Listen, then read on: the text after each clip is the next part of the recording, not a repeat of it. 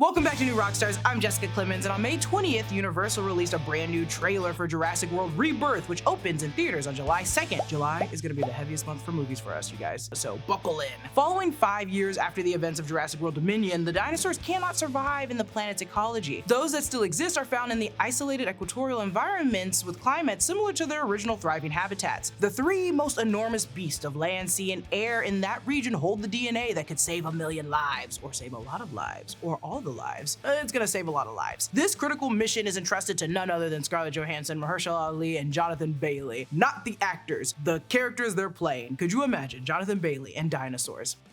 A match made in heaven. So let's take a look at this new trailer, some new scenes, and maybe some new dinosaurs to see all those details you might have missed. But first, before you go and watch this, make sure to check out nerdride.shop where you can find the latest and greatest new Rockstars merch, because we got some Jurassic World merch or Jurassic Park merch, whatever you want to call it. It's the Dino Danger JP collection. We got 6 shirts and we got cool rugs. If you like that tie-dye look, that aesthetic, I love this design. It is just honestly remarkable. I'm gonna get one in everything. Go look at it. It's so perfect. Oh, we're doing it. So we opened the trailer in the InGen facility. InGen stands for International Genetics Technologies Incorporated, and it was led by John Hammond. The team under InGen was able to unlock the genetic code for these dinos. From 1998 to 2015, the Masrani company bought out InGen, though we assume they kind of folded or just kind of disappeared after Jurassic World. Their appearance in this movie, set 5 years after Dominion, raises a little bit of suspicions. It features the newer lab, so it's also not pre-Jurassic Park like I originally thought. In Empire's article covering Jurassic World Rebirth, we learned that the opening scene is set 17 years ago in a now deserted InGen facility. So this creature was created around 2010 under the Masrani Corporation and not John Hammond. To go further into that Empire article, screenwriter and original Jurassic Park co-writer David Koepp tells us, we saw in some of the previous Jurassic World movies that their experiments made dinosaurs bigger, meaner, and scarier, and it occurred to me and Steven that those can't have all gone well. So we're seeing some of the original freak creatures designed for Jurassic World that just went bad or south. And this is also why many of the dinosaurs look a lot like the ones from Jurassic World, just a little off.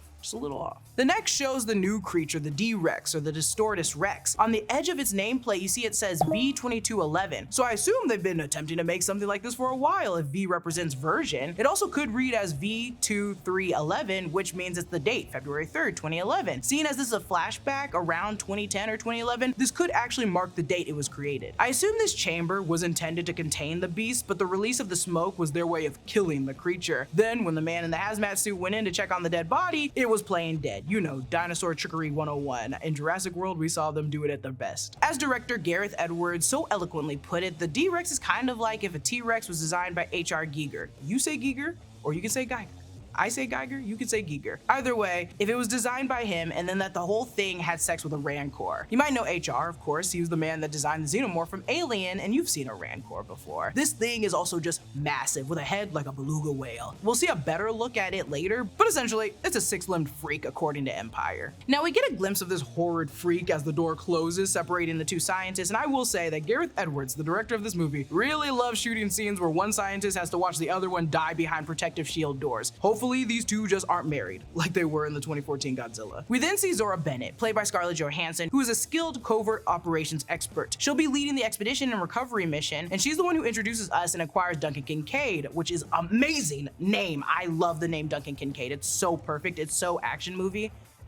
Good. Either way, Duncan Kincaid is played by Mahershala Ali, who at this point in his life has chosen to live off the grid as we see in the earlier trailers. He's somebody who's been a good friend to Zora and is always willing to help out when she needs something handled covertly. He's our logistics expert who can gain access to dangerous zones, usually in war-torn areas. Then we see Jonathan Bailey's Dr. Loomis. Jonathan Bailey is playing a paleontologist whom he compared to Richard Dreyfuss from Jaws. He also notes how he's a little too fascinated by the dinosaurs, and this is the kind of scientist guy you need in every kind of big dinosaur movie or kaiju movie. This is like Sarazawa and Gareth Edwards' 2014 Godzilla. I love the 2014 Godzilla, and I will bring it up a lot because Gareth Edwards has done that movie and now this movie, so be prepared. There's no links in terms of teams from the other movies, the Jurassic Park team or the Jurassic World team. However, there is a connection between Loomis and Alan Grant that's been teased in the press that they've been doing. And like you, I don't really know who this could be unless it's that turkey kid. Rupert Friend is also the big pharma representative Martin Krebs, whose company discovered a way to cure heart disease, as said in the deep dive with Vanity Fair. We'll also meet Bashir Sylvain, who is credited in the YouTube description as one of the crew. However, as we learned through said clip, they need the DNA from the 3 largest dinosaurs on land, sea, and air, which is very dramatic and we'll get into shortly. We then see the 10,000 volt sign, which immediately, yes, takes you back to the first movie. And then we see this two-headed creature. In the first trailer, we saw this two-headed dinosaur, but the writing didn't spell out or even specify that it was a mutodon. Also, if you like this look, I think Regal is selling a popcorn bucket that's basically this, which kind of feels gross. It feels like you're gonna be eating the goo in the cryo freezer or whatever. I don't know if I like it, but you can get it. The Mutodon combines a Pterosaurus and a raptor. So this thing is like a flying velociraptor, which, okay, I'm not scared at all by that. That doesn't sound scary at all. I believe we see it later in the trailer with only one head, and in the Empire article, it makes it sound like we're gonna see one in action. So this mutated two-head one maybe was just an extra mutated one kept in this chamber. My fears in seeing that Scarlett Johansson poster that's showing the feet that looks like raptor claws, we're gonna be getting this scene kind of like in the first movie, and then Zora's gonna stand up and realize that ain't a normal raptor, that's a winged freak, and I need to stop calling them freaks, but that's exactly what they are. At some point in your life, you had one night of perfect sleep where you burritoed yourself up in your bed and the temperature was just right, always perfect. Never once did you wake up sweating or shivering. You were just perfectly comfortable. Now with Miracle Made sheets, you can be that comfortable every single night all summer long. Miracle Made's fabric was inspired by NASA, so it's thermoregulating. That means you'll sleep at the perfect temperature all night long. And these sheets are crazy comfortable without the high price tag of other luxury brands. Plus, Miracle Made sheets are infused with silver that prevents bacterial growth, and bacteria can clog your pores, causing breakouts and acne, so sleeping on Miracle Made sheets is good for your skin too. Upgrade your sleep as the weather heats up. Go to trymiracle.com/newrockstars to try Miracle Made sheets today. And whether you're buying them for yourself or as a gift for your loved ones, if you order today, you can save over 40% off. And if you use the promo New Rockstars at checkout, you'll get a free 3-piece towel set and save an extra 20% off. Miracle is so confident in their product is backed with a 30-day money-back guarantee, so if you aren't 100% satisfied, you'll get a full refund. Upgrade your sleep with Miracle Made. Go to trymiracle.com/newrockstars and use the code NEWROCKSTARS to claim your free 3-piece towel set and save over 40% off. Again, that's trymiracle.com/newrockstars to treat yourself. Thank you, Miracle Made, for sponsoring today's video. Then we get a glimpse of this T-Rex, which is beautiful, and yes, noticeably a little bit different from Rexy. This T-Rex is bigger, chunkier, buffier. What I like is that Gareth Edwards spoke about how he wanted to make a T-Rex that maintains its essence as a T-Rex, but is distinct from the beautiful and haunting portrayals that we've encountered before. They drew inspiration from the design seen in Ray Harryhausen's Valley of Gwangi. Here we're getting the river scene. Screenwriter David Koepp, who adapted the 1990 novel for the first movie, has pulled this scene for this movie since they couldn't make it work in the first movie. They spoke about this more in the Vanity Fair article a while back, but Marshall has revealed that it's a sequence in which Dr. Grant and the two children attempt to drift through a lagoon in a rubber raft without waking a slumbering T-Rex. They don't succeed and end up paddling for their lives. The Tyrannosaurus Rex was now chest deep in the water, but it could hold its big head high above the surface. This is horrifying. I don't like it, but I also really like it. And I low-key kind of hate that they showed this scene to us in the trailer. I'm hoping this scene is more in the movie, but I'm just excited for this sequence more than anything else. And this roar from the T-Rex, lovely. In the Empire article, we see a dinosaur missing a chunk of itself. This is during that same river scene from the first trailer and is revealed to be the Parasaurolophus. You might be watching and thinking, here comes the damn kids again. And to be fair, this franchise is likely to always have a child at its center. It genuinely revolves around that dreamlike wonder of childhood and explores the idea of fantasies coming to life. Although we, as adults in the movie, might be focused on the money moves or trying to rule the world, the children are always there to be impressed and filled with awe. We need to remember what's at the core of this, and it's dinosaurs.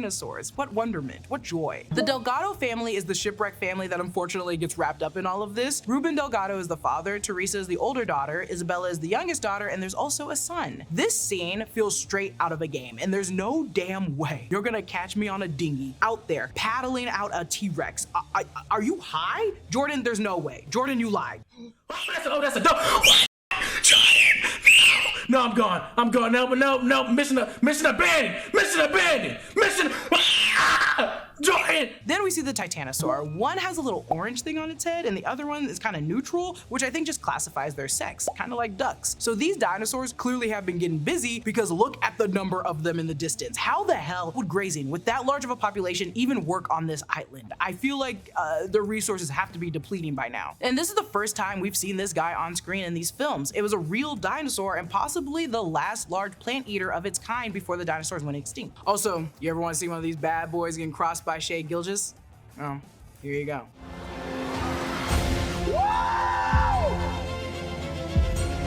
Don't see that every day.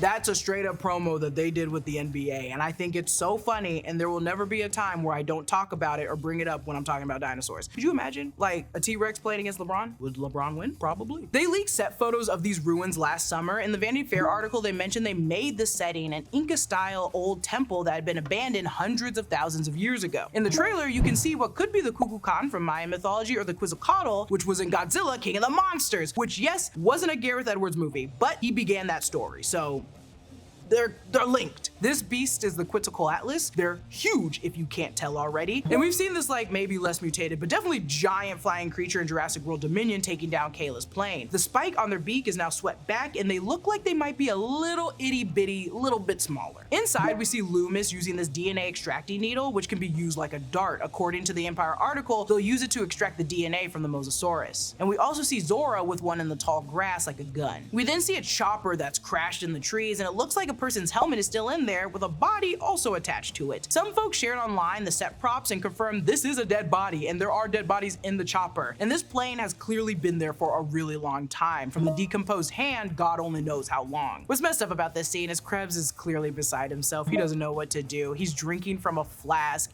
He's done. They're not supposed to even be here. This dinosaur, very cute. The Aquilops, like a Triceratops crossed with a meerkat, they say. This little baby befriends the youngest Delgado. These are also real dinosaurs at one point in time that lived in what is now the US of A.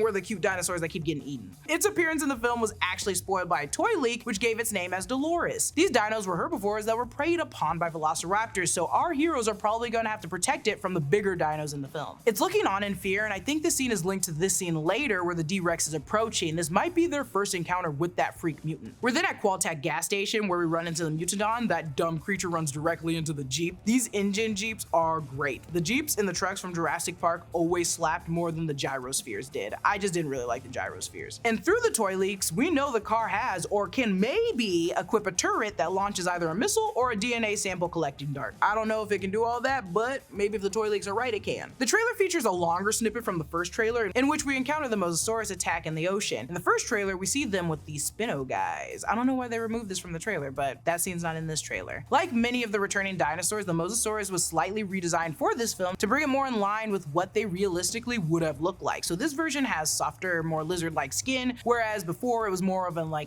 alligator. The end then gives us this big Jaws, big Free Willy moment. We get a little tip of the Jurassic Park score, a new colorful tropical design reflecting where we're at, and a reminder that it drops in July. I am very excited for this movie. I love the scale of everything. Everything's huge, everything's chonky, everything's big. Gareth Edwards loves this shit. Comment down below your thoughts on Jurassic World Rebirth, and a special thanks to one of my YouTube members, Jesse Bush, who supports us at the executive producer level. Follow me at Lulu_Clemons. Subscribe to all 4 channels in the new Rockstars network for breakdowns and news coverage of everything you love. Thanks for watching. I'll see you guys later.